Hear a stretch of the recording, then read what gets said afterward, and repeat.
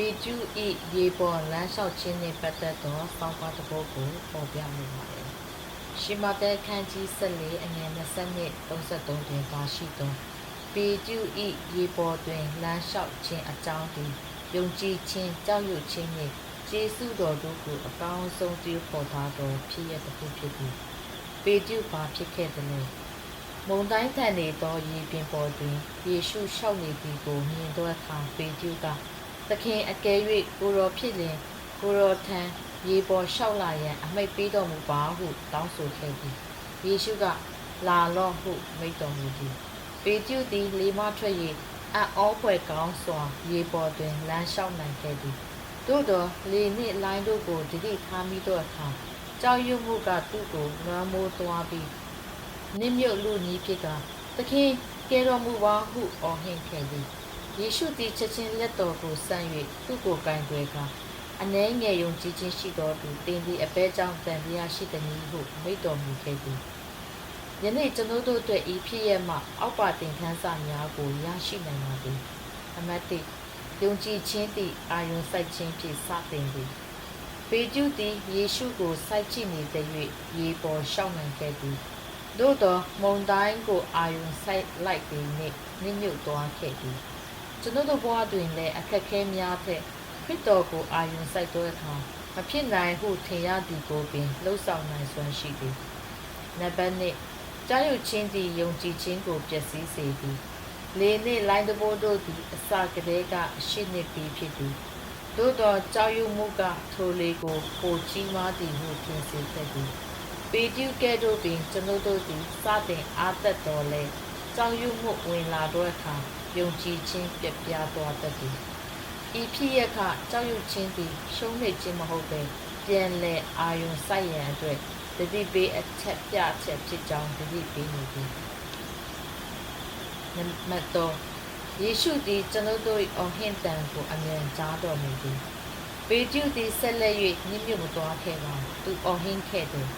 ယေရှုကလည်းချက်ချင်းကယ်တင်ခဲ့တယ်ဤဒီမှာကျေးဇူးတော်ဤသဘောပင်ဖြစ်သည်ကျွန်တော်တို့တန်တရားစိတ်ဖြစ်စီမှုရှုံးနိမှုတို့ကြောင့်နစ်မြုပ်နေသောချိန်များတွင်လည်းယေရှုကိုအော်ဟစ်ကပူညီတောင်းနေချက်ချင်းကယ်တင်တော်မူသည်။နံပါတ်4ပရမခြေလမ်းသည်ယုံကြည်မှုလိုအပ်သည်ပေတျုသည်လေထဲတွင်ရှိသောလုံခြုံမှုကိုစွန့်လွတ်ကာရေပေါ်သို့ခြေချခဲ့သည်ထိုပရမခြေလမ်းကိုလှမ်းရန်အတွက်အရဲစွန့်ခါယုံကြည်မှုတက်တက်ဖြင့်အစပြုရန်လိုအပ်သည်ကျွန်ုပ်တို့ဘဝတွင်လည်းယုံကြည်ခြင်းဆိုသည်မှာမတေချာမှုများထဲသို့ဝင်ရောက်ရင်းယေရှုနှင့်တွေ့မည်ဟုယုံကြည်ခြင်းပင်ဖြစ်သည်ပရမခြေလမ်းတိုင်းသည်အရဲစွန့်ကယုံကြည်ခြင်းတက်တက်ဖြင့်စတင်ရန်လိုအပ်သည့်သဘောတဘာဝဖြစ်သည်နံပါတ်5လေပြင်ဖက်တွင်ကြီးသွွားရှင်သန်မှုအောင်မြင်မှုကောင်းကြီးတို့ရှိသည်အခြားတပည့်တော်များသည်လေထဲတွင်သာနေခဲ့ကြသည်ပေတျုသည်တန်တရားစိတ်ဖြင့်ခဏသာမာယွန်းသွားတော်လဲသူမတူပဲထူးခြားသောအတွေ့အကြုံကိုရရှိခဲ့သည်ဖျားသခင်နှင့်ပတ်သက်သောအကောင်းဆုံးကြီးသွွားရှင်သန်မှုအောင်မြင်မှုကောင်းကြီးများသည်ကျွန်ုပ်တို့အန်ဒီရဲ့ကိုရင်ဆိုင်ရန်ရဲရင်စွာခြေလှမ်းလိုက်သောအခါဖြစ်ပေါ်လာတတ်သည်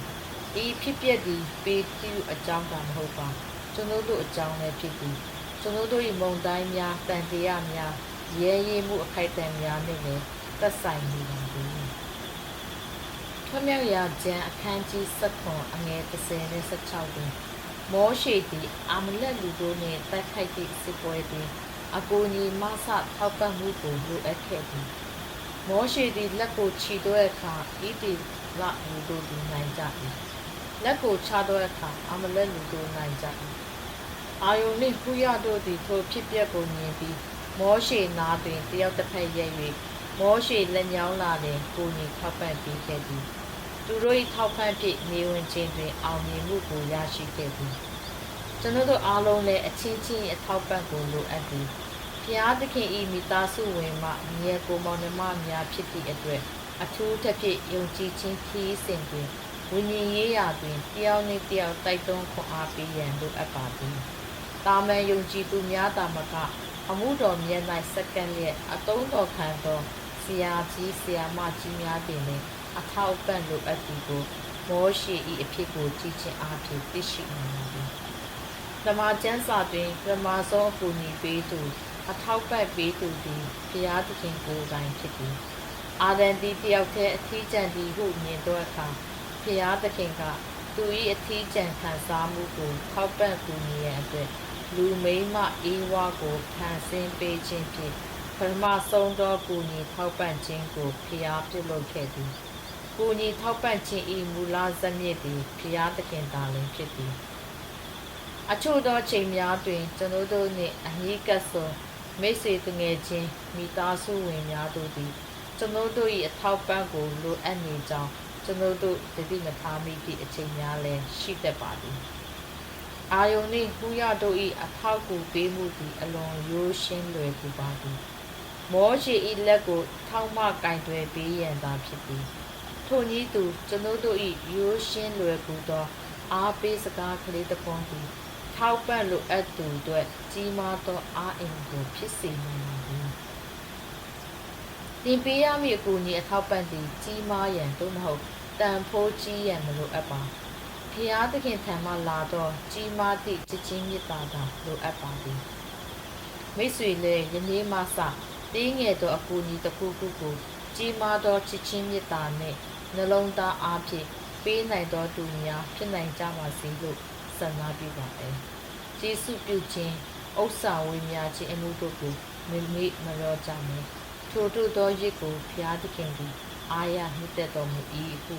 ဟေဘရဲအခန်းကြီး7အငယ်16မှာပေါ်ပြထားပါသည်ဆရာဇောတွင်လင်းရေးသားသောတမန်ကျမ်းစာမှရောသက်များဆိုတဲ့စောင်းပါတစ်ပုဒ်ကိုပေါ်ပြလိုပါသည်တမန်ကျမ်းစာတွင်ရောသက်မည်ရှိသောပုဂ္ဂိုလ်လေးဦးကိုတွေ့ရပါသည်တဦးစီအတ္တတာတွင်လည်းယုံကြည်သူများအတွက်စင်ချင်းစရာများရှိပါသည်နံပါတ်1ကဘာဦးကျမ်းမှယာကုပ်၏သားယောသက်ဖြစ်ပါသည်နံပါတ်2သခင်ယေရှု၏လူစားသည့်ဖခင်လက်သမားယောသက်ဖြစ်ပါသည်နံပါတ်3သခင်ယေရှု၏အလောင်းကိုလာတောင်းသောအယိမတဲမျိုးသားယောသက်ဖြစ်ပါသည်နံပါတ်4တမန်တော်ဝိတ္ထုအခန်းကြီး1မှာလူသားစကားရုပ်၏နေရာကိုမတ္တိနှင့်အပြန်အရွေးခံသောယောသက်ဖြစ်ပါသည်နံပါတ်1ယာကုပ်၏သားယောသက်သစ္စာရှိခြင်းကဘာဦးကျမ်းအခန်းကြီး39တွင်ယောသက်အကြောင်းစတွေ့ရပြီးသူ၏တည်ဆုံးခြင်းနှင့်ကဘာဦးကျမ်းအဆုံးသတ်ပါသည်ယောသက်သည်အသက်19ကပင်ယူပါယုံရပြီးယူပါယုံနှင့်ကြီးပြင်းလာသောသူငယ်လေးတစ်ယောက်ဖြစ်ပါသည်ဘဝတွင်မိတို့ပင်အခက်ခဲများရှိစေခါမူသူသည်သစ္စာရှိသောသူဖြစ်ကြောင်းတွေ့ရသလိုသူ၏ယူပါယုံမှာလည်းပြည့်စုံလာကြောင်းတွေ့ရပါသည်ယာကုပ်တွင်သား12ယောက်ရှိတော်လဲသစ္စာရှိသောသားမှာယောသက်ဖြစ်ပါသည်သခင်ယေရှုတွင်တပည့်တော်12ပါးရှိပြီးယူဒစကားယုတ်မှာသစ္စာမရှိသောတပည့်ဖြစ်ပါသည်ယူဒသည်ငွေကိုတတ်မှတ်မှုကြောင့်သစ္စာမရှိခြင်းဖြစ်ပါသည်ချစ်တော်မိတ်ဆွေတတ်မှတ်မှုကသစ္စာမရှိခြင်းကိုဖြစ်စေသည်ယနေ့တတ်မှတ်မှုနောက်ကိုလိုက်၍သစ္စာမဲ့နေသောဖျားသားသမီးများစွာရှိပါသည်သစ္စာရှိခြင်းမှာဖျားသခင်၏လက္ခဏာဖြစ်ပါသည်သစ္စာမရှိခြင်းမှာစာတန်၏လက္ခဏာဖြစ်ပါသည်ဖျားသားဖြစ်သောတင့်ကိုဖျားသခင်ကသူနှင့်သူပို့ရန်အလိုတော်ရှိပါသည်ယောသက်၏အတ္တတာတစ်လျှောက်လုံးသစ္စာရှိခြင်းနှင့်ရှောက်လန်းလာပါသည်ညီအကိုများကမုန်းတီး၍ရောင်စားခြင်းခံရပြီးအကုတုပီပောတိပါအမတ်ဤနေအိမ်တွင်လည်းပောတိပါကတော်ဤသွေးဆောင်ဖျားယောင်ခြင်းကိုခံရပါသည်သို့တော်ယောသက်သည်တတ်မှတ်မှုဤနောက်သို့မလိုက်ပါယောသက်မှာကျွန်တယောက်ဖြစ်ပြီးပောတိပါမက်ကတော်မှာတထေးမကြီးဖြစ်ပါသည်ထုံမိမကြီးအကြိုက်ကိုဆောင်ခဲလင်ယောသက်အတွက်ငွေရေးကြေးအစဉ်ပြေနိုင်ပါသည်သို့တော်ယောသက်သည်ငွေကြေးတတ်မှတ်မှုနောက်သို့မလိုက်ခဲ့ပါသူ့ဘဝမှာတစ္ဆာရှိသောသူသာဖြစ်ချင်ပါသည်ထို့ကြောင့်ဘုရားသခင်၏ချီးမြှောက်ခြင်းကိုခံစားရပါသည်ဒုတိယတွင်မလုသောယောသက်ကိုဘုရားသခင်ကဒုတိယရှင်ဘုရင်ဖြစ်ချီးမြှောက်ပါသည်သင်သည်လည်းတစ္ဆာရှိသောသူဖြစ်ပါစေနံပါတ်1လက်သမားယောသက်နာခံခြင်း ရှင်မသက်ခန်းကြီးတစ်နှင့်ခရီးဝင်ကျမ်းများတွင်သူ့အကြောင်းတွေ့ရပါသည်သူ၏တက်တာမှာနာခံခြင်းကိုပုံသက်သည့်အဖြစ်ကျွန်ုပ်တို့တွေ့မြင်ရပါသည်မာရိမှာကိုဝင်ရှိသည်ဟုသိရသောအခါယောသက်ကတိတ်ဆိတ်စွာစွန့်ပယ်ဖို့အကြံရှိပါသည်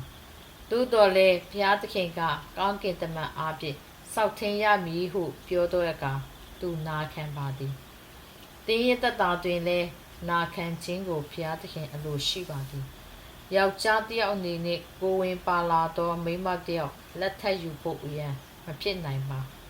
ယောသက်သည်လူနေဖြစ်စွန့်ပယ်မိဟုအကြံရှိပါသည်သို့တော်ယောသက်သည်ဖျားစကားနားထောင်ခဲ့ပါသည်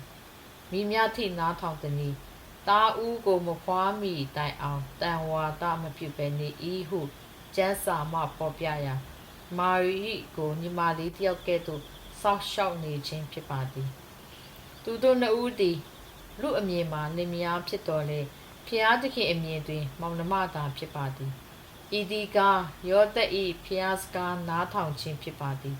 တင်လေဖျားစကားနားထောင်တော်သူဖြစ်ပါစေနံပါတ်3အယိမတက်မြို့သားယောသက်ရဲရင်ချင်းအယိမတက်မြို့သားယောသက်မှာငွေကြေးပြည့်စုံပြီးအာဏာရှိသောအတိုင်းဝိုင်းကိုဝင်ဆန့်သောပုဂ္ဂိုလ်ဖြစ်ပါသည်ထို့ကြောင့်ပြည့်လက်မင်းထံဝင်၍ယေရှုအလောင်းကိုတောင်းခြင်းဖြစ်ပါသည်ဟေရှာယ53တွင်ပရောဖက်ပြုထားသည့်ကျမ်းစကားပြည့်စုံနေ၏ကျမ်းစာတစ်ချက်တွင်သူ့ကိုမထင်မရှားတပည့်တော်ဟုဖော်ပြပါသည်သခင်ယေရှုသည်သောစရီလဲလန်စင်တွင်သူသည်သခင်ယေရှု၏နောက်တော်မှမထင်မရှားလိုက်ပါခဲ့ပါသည်ပေတရုတို့လိုတမန်တော်ကြီးများကဲ့သို့တိတာထင်ရှားခြင်းမရှိပါသို့တော်သခင်ယေရှုကိုအာနာပိုင်များကညှဉ်းပန်းနှိပ်စက်ပြီးယခုလိုကားစဉ်တင်သက်သောအချိန်တွင်အားလုံးပျောက်ကုန်ကြပါပြီသခင်ယေရှုနှင့်ပတ်သက်ရင်ပြဿနာဖြစ်เสียအကြောင်းတွေအများကြီးရှိသည်နောက်ဆုံးမိမိပါတည်တံကြနိုင်သည်ထို့ကြောင့်ပေတရုတို့ပင်သခင်ယေရှုကိုမတိပါဟုညင်းနေကြသောချိန်ဖြစ်ပါသည်ထိုအချိန်တွင်ရဲရင်စွာနှင့်သခင်ယေရှု၏အလောင်းကိုပြည့်လက်မင်းထံတွင်ဝင်ရောက်တောင်းပါသည်သူ၏ရဲရင်ခြင်းကိုအတူယူပါသူအသက်အိုးအိမ်စီးစိမ်ကိုလည်းဂရုမစိုက်ပါသူသည်သခင်ယေရှုအတွက်ရဲရင်တော်သူဖြစ်ပါသည်တင်သည်လည်းသခင်ယေရှုအတွက်ရဲရင်တော်သူဖြစ်ပါစေနံပါတ်4တမန်တော်ဝတ္ထုမှယောသက်သုံးမြတော်သူတမန်တော်ဝတ္ထုခန်းကြီး1တွင်ယူဒရှကာယု၏နေရာတွင်ယောသက်နှင့်မဿိတို့နှစ်ဦးရှင်အရွေးခံရကြောင်းတွေ့ရပါသည်ယောသက်မှာအရွေးမခံရပါထိုရွေးခြင်းမှာလူအစီအစဉ်ဖြစ်ပါသည်လူအစီအစဉ်မှာပင်အရွေးမခံရပါသူ့နာမည်မှာကျမ်းစာတွင်ပါသည်ဆိုယုံလေးဖြစ်ပါသည်သူ့ကြောင်းကိုလည်းလူများစွာမသိကြပါတင့်နာမည်လည်းကောင်းကင်စင်ဝင်ယုံလေးမဖြစ်ပါစေနှင့်တင်သည်ဘုရားသခင်နိုင်ငံတော်အတွက်အသုံးရတော်သူလားအသုံးမရတော်သူလားတမန်တော်ဝတ္ထုမှယောသက်ရဲ့တတ်တာမှာပုံသက်တည်ယူเสียမဟုတ်ပါသင်ခန်းစာယူเสียတာဖြစ်ပါသည်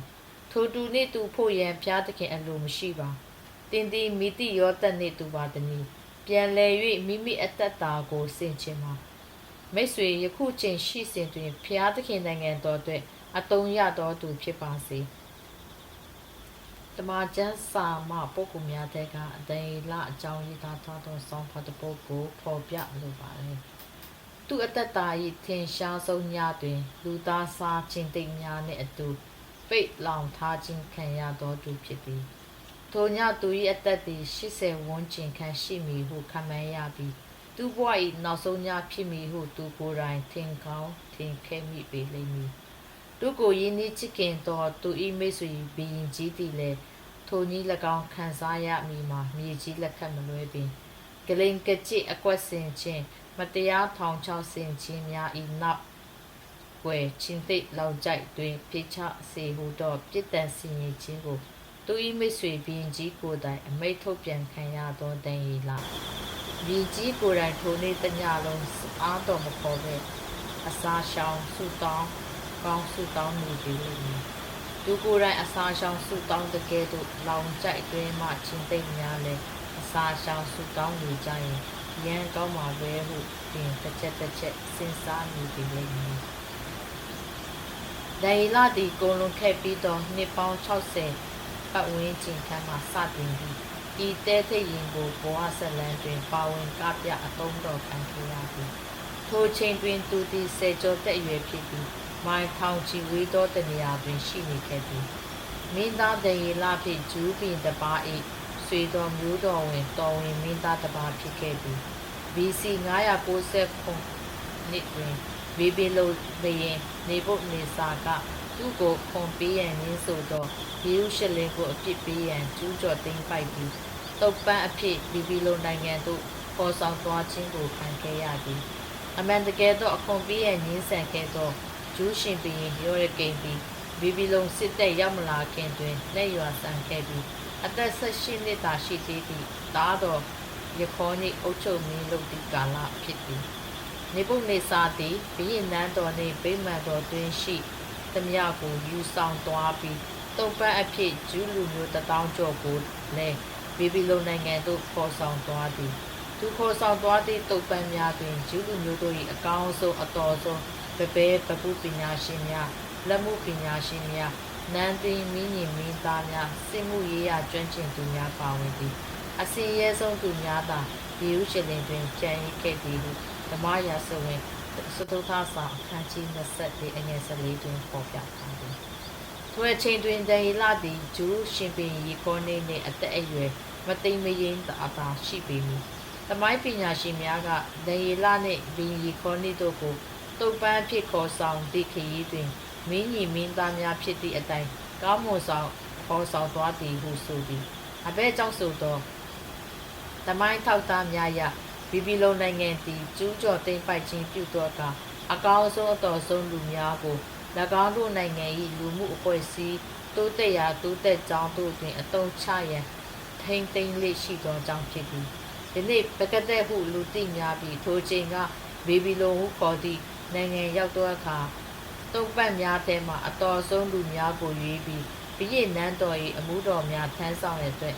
လေးကျင့်ပေးရန်ဘုရင်ကြီးကအမိန့်ပေးလိုက်သည်ဒန်ယေလအခန်းကြီး1ငယ်4တွင်မကောင်းသောလက္ခဏာကင်းလက်လာသောအစင်းရံနှင့်ပြည့်စုံ၍ကောင်းသောဉာဏ်နှင့်တကွအထူးထူးပြပြသောအသက်ပညာများကိုလေ့ကျက်၍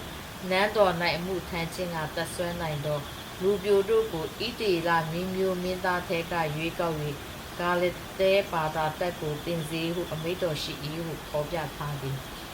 ရွေးချယ်ခြင်းခံရသူများတွင်ပုဂ္ဂိုလ်၄ယောက်တို့သည်နောက်ပိုင်းတွင်ထင်ပေါ်ကျော်ကြားသည့်လူသိများသူများဖြစ်လာသည်ထို၄ယောက်တွင်တစ်ယောက်သည်တည်နေရဖြစ်ပြီးအခြား၃ယောက်မှာနောက်ပိုင်းတွင်မိရှို့သက်ခြင်းခံရတော်လဲအသက်မသေးသောစာဒရမေရှာနှင့်အပေနိကီဘောတို့ဖြစ်သည်ဘုရင်ကြီးကအနာဂတ်နန်းတော်ကြံပေးရာရှိများအမှုထမ်းဖြစ်လာမည့်ဒန်ယေလနှင့်အပေါင်းအပါတို့ကိုအကောင်းဆုံးစားစာများဖြင့်ကျွေးမွေးပြုစုရန်အမိန့်ပေးသည်သို့သောဒန်ယေလသည်အသားစားရန်နင်းဆန်ပြီးဂျူးထုံးစံခိုရှာအစားတောက်များကိုသာစားသုံးလိုကြောင်းဇောတကတက်ခဲ့သည်ဂျူးလူမျိုးတို့၏အစားအစာတွင်ဝက်သားယုံသားနှင့်အချို့သောအသားများကိုမစားဘဲအခြားသောအသားများကိုလည်းသွေးပပါမှသာစားသုံးခွင့်ရှိသည်ဒန်ယေလနှင့်အပေါင်းပါ၃ယောက်တို့သည်တက်လွတ်သာစားသုံးတော်လဲအခြားသူများတဲ့ပုံမူ၍ကျမ်းမာတန်ဆွမ်းကြောင်းတမန်ကျမ်းစာတွင်ဖော်ပြထားသည်၃နှစ်သာကာလကုန်ဆုံးသောအခါဘုရင်ကြီးသည်ဒန်ယေလနှင့်အပေါင်းဖော်၃ယောက်တို့ကိုအလွန်သဘောကျပြီးအချိန်ပြည့်ပါမနက်နန်းတော်အမှုထမ်းများဖြင့်ခန့်အပ်တာဝန်ပေးလိုက်သည်ဘုရင်ကြီးအိမ်မက်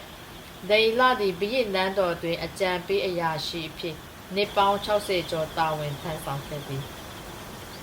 သူထမ်းဆောင်သည့်တာဝန်များတွင်ဘုရင်ကိုအကြံပေးခြင်းအပြင်မိသူများသေးပင်မကောက်နိုင်ခဲ့သောဘုရင်၏အိမ်မက်များအကြောင်းကိုအတိတ်ပဲကောက်ပေးခဲ့ခြင်းသည်လည်းထင်ပေါ်ခဲ့သည်နေပုစနေစာဘုရင်အားဖျားခင်ကမက်စေသည့်အိမ်မက်ကိုဖျားပေးသောဉာဏ်ပညာဖြင့်မှန်ကန်စွာအတိတ်ပဲကောက်ပေးခဲ့ခြင်းနှင့်ဗီလာရှာစာမင်းကြီးလက်ထဲဘုရင်နှင့်မူးမက်များတောက်စားပျော်ကျူးကြသည့်အချိန်နေရပေါ်တွင်လက်တချောင်းပေါ်လာပြီးမိသူမြနားမလည်နိုင်အောင်ရေးသည့်စာကြောင်းကိုအတိတ်ပဲပြန်ပေးခဲ့ခြင်းတို့ဖြစ်သည်ဒန်ယေလသည်ဘုရင်ကြီးနေပုစာနေစာ၏အိမ်မက်တွင်မြင်သော ရုပ်တုကြီးနှင့်ဆက်နွယ်သောအတိတ်ပဲဗျာဒိတ်ကိုဖျားပေးသောဉာဏ်ပညာအားဖြင့်မှန်ကန်စွာပြောနိုင်ဖွင့်နိုင်ခဲ့သည်အမှန်တကယ်တော့ဘီကြီးကိုယ်တိုင်ကသူ၏အိမ်မက်တွင်မြင်မဲ့ခဲ့သည့်အရာကိုမပြောခဲ့ပါဒန်ယေလသည်ဘီကြီးအိမ်မက်တွင်ဘာကိုမြင်မက်ခဲ့သည်ဆိုသောအရာကို၎င်းအိမ်မက်၏အနိတ်သိပ္ပယ်ကို၎င်းဖွင့်ဆိုခဲ့ခြင်းဖြစ်သည်ဘီ၏အိမ်မက်တွင်မြင်သောရုပ်တုကိုအမျိုးမျိုးသောတထုများရွှေငွေရှုမြေများဖြင့်ပြုလုပ်ထားခြင်းသည်နောက်အနာဂတ်တွင်ဖြစ်ပေါ်လက်တန်းသောအင်ပါရာနိုင်ငံတည်တည်ကိုကိုစားပြုကြောင်းဒန်ယေလကဟောခဲ့သည်မိသည့်အင်ပါရာတိုင်းနိုင်ငံများဖြစ်ကြောင်းနာမည်နှင့်တကွမပြောခဲ့တော်ညာလဲလူသားတို့၏တမိုင်းကဒန်ယေလပြောသည့်အတိုင်းနောက်နေပေါင်းများစွာကြာသောအခါဖြစ်ပျက်ခဲ့ကြောင်းတက်သေးသူပြောပြခဲ့ပြီးပြီဦးကောင်းကိုရွှေဖြင့်ပြုလုပ်ထားပြီးနေပုတ်နေစာဤထိုစဉ်ကအခြေအနေကိုစားပြုသည်ငွေနှင့်ကျင်းကြီးပြီးပြုလုပ်ထားသောရုပ်ထု၏အစိပ်ပိုင်းသည်နောက်ပေါ်ထွန်းလာသော Midas Empire နှင့် Persian Empire တို့ကိုစားပြုသည်လူသားတို့၏တမိုင်းကိုလေ့လာလျှင် BC 688နှင့် BC 549ဝန်းကျင်တွင်ရှေးခေတ်အီရန်လူမျိုးများဟုခေါ်ဆိုနိုင်သည့် Medes Empire ဖြစ်ထွန်းခဲ့သည်တပံ BC 950မှ BC 336ကြားတွင် Persian Empire အီရန် Empire ပေါ်ထွန်းလာကြောင်းတမိုင်းကအခိုင်အမာသက်သေထူပြန်ခဲ့ပြန်သည်တန် Empire နိုင်ငံတစ်ခုကခြေမုံဖြက်စီးပြီးအဆုံးသတ်စေလိမ့်မည်ဟုဟောခဲ့သည်တမိုင်းကိုပြန်ကြည့်လျှင် Medes နှင့် Persian Empire နောက်တွင်အင်အားကြီးလာသော Greek Empire နိုင်ငံမှ Alexander the Great သည် Persian Empire နိုင်ငံကိုခြေမုံဖြက်စီးခဲ့သည်ကိုတွေ့ရသည်ရုပ်တု၏ခြေထောက်ကိုတန်နှင့်မြေစေးရောနောထုလုပ်ထားပြီး Alexander the Great နဲ့ရွာဆန်ပြီးနောက်တွင်သူ၏အင်ပါရာနိုင်ငံကိုဗိုလ်ချုပ်ကြီးများကခွဲချမ်းမင်းလုပ်ခြင်းကိုပုံဆောင်သည်ဘီကြီးနေပုတ်နေစာ၏နောက်အိမ်မက်ကိုလည်းဒန်ယေလကပင်အ내အသိပဲကောက်ပေးခဲ့သည်ထိုအိမ်မက်ရဘီကြီးကိုဖျားသခင်တန်ခတ်သည့်အနေဖြင့်တိရစ္ဆာန်ကဲ့သို့9နှစ်နေထိုင်ရမည်ဖြစ်သည်မြက်ရိုက်ပင်များကိုစားတော့ကအရန်ဆိုင်ဘဝဖြင့်နေထိုင်ရမည်ဟုဆိုသည်လူသမိုင်းစာအုပ်များတွင်ဘီရင်နေပုတ်ကနေစာတိရစ္ဆာန်ကဲ့သို့9နှစ်နေထိုင်ခဲ့ကြောင်းအထောက်အထားမတွေ့ရတော့လဲဒန်ယေလအနာဂတိကျမ်းတွင်ပေါ်ပြရေးသားထားသည်ကိုတွေ့ရသည်9နှစ်ပြည့်ပြီးနောက်ဘီရင်ကြီးသည်သူ၏ပြည့်တွက်နောက်သားရပြီးဘုရားရှင်ကိုကျေးဇူးတော်ချီးမွမ်းကဘုရင်ဖြစ်ပြန်တဲ့စိုးစံသည်ဟုပေါ်ပြထားသည်နေပုတ်နေစာနဲ့ရွာဆန်သောအခါသားတော်ဘလာရှာစာမင်းဖြစ်လာသည်တနေ့ဘလာရှာစာနန်းတော်တွင်လူများစွာနှင့်အတူတောက်စားအပျော်ကျူးနေကြသည့်အချိန်တွင်ခန္ဓာကိုယ်မရှိသောလက်တစ်ချောင်းရုပ်တရက်ပေါ်လာပြီးနန်းရံပေါ်တွင်မီနီတိကဲပါစင်းဟုစာတစ်ကြောင်းကိုရေးသည်ထိုစာကြောင်းကိုမိသူမြအသိပယ်မပြန်နိုင်တော့လဲဒန်ယေလကnumbered weighted divided ဟုပါဒံပြန်ပေးခဲ့သည်အသိပယ်မှာဘုရင်ဘရရှာသည်ဘုရားသခင်ကိုအလေးမထားသောကြောင့်ဘုရင်လုပ်ရန်အရေးချင်းမပြည့်မီပါထို့ကြောင့်ဘုရားသခင်ကတန်ခတ်မည်ဖြစ်ပြီးခမည်းတော်တည်ထောင်ခဲ့သည့်အင်ပါရာနိုင်ငံတော်ကိုနှစ်ချမ်းခွဲပစ်မည်ဟုဆိုသည်ထိုညတွင်ပင်ဘုရင်ဘလာရှာစာလုပ်ကြံခံရပြီးသူ၏အင်ပါရာနိုင်ငံသည်လည်း Medes Empire နှင့် Persian Empire ဟူ၍နှစ်ချမ်းကွဲသွားသည်အစာရှောင်သောခြင်းသိနှစ်ချမ်းကွဲသွားသောနိုင်ငံတွင်ဒန်ယေလသည်တောင်ပိုင်းအင်ပါရာနိုင်ငံတော်ဖြစ်သော Persian Empire နိုင်ငံရောက်သွားသည် Persian ဘုရင်သည်ဒန်ယေလ၏ဉာဏ်ပညာနှင့်အရေးချင်းကိုလေးစားသူတစ်ယောက်ဖြစ်ပြီးနန်းတော်အရေးအရာများကိုစီမံခန့်ခွဲသူအကြီးအကဲဖြစ်ခန့်သည်ဒန်ယေလကိုမနာလိုဖြစ်သောနန်းတွင်းရာရှိတချို့ကတစ်ဖက်လက်ညံဖြင့်ဘုရင်အားမြောက်ပင့်ကဘုရင်ကြီးမှတပါမိသူကိုမြအယူတည်ပေးခြင်းရှ िख ိုးကိုးကွယ်ခြင်းကိုပြုလုပ်ရဟုသောဥပဒေကိုပြဋ္ဌာန်းစေသည်ထိုဥပဒေကိုချိုးဖောက်သူအားပြစ်ဒဏ်အဖြစ်ချင်းသိလောင်ကျိုက်တွင်ပြစ်ချရမည်ဟုပြဋ္ဌာန်းလိုက်သည်ဒန်ယေလသည်ထာဝရဘုရားသခင်ကိုနေ့စဉ်နေ့တိုင်းတရက်မပြတ်ဝိပုကိုးကွယ်လေးရှိသည်ကိုသိသောကြောင့် ထိုဥပဒေကိုမဖြစ်ဖြစ်အောင်ဘုရင်အားမြောက်ပင့်အော်ထိုးပြီးပြဋ္ဌာန်းစေခြင်းဖြစ်သည်ဒန်ယေလ၏မိတ်ဆွေဖြစ်သောဘုရင်သည်အဖြစ်မှန်ကိုမရိပ်မိသောကြောင့်ထိုဥပဒေအတည်ဖြစ်စေရန်အမိန့်ချမှတ်လိုက်သည်မချခင်ထိုဥပဒေကိုချုပ်ပေါက်သူပရမဆုံးလူသားဖြစ်ဒန်ယေလကိုဖန်ဆီးကြသောအခါသူကိုယ်တိုင်တည်ပြုပေးလိုက်သောဥပဒေဖြစ်သောကြောင့်ဝမ်းနည်းခြင်းစိတ်မသာရာဖြစ်ခြင်းများစွာနှင့်အတူကိုယ်တိုင်ဒန်ယေလကိုချင်းသိပ်လောင်ကြိုက်တွင်ပြစ်ချရန်အမိန့်ပေးလိုက်ရသည်သို့သောမနက်အာယုန်လင်းသောအချိန်တွင်ဒန်ယေလကိုချင်းသိပ်လောင်ကြိုက်တွင်မဲတပေါက်မစုံပဲတွေ့လိုက်ရသောအခါသူ့ကိုဆွဲတင်ပြီးဂလိန်ကျင့်အကွက်စင်သူများနှင့်အိမ်ထောင်မိသားစုအလုံးကိုချင်းသိပ်လောင်ကြိုက်တွင်ပြစ်ချရန်ဘုရင်ကအမိန့်ပေးလိုက်သည်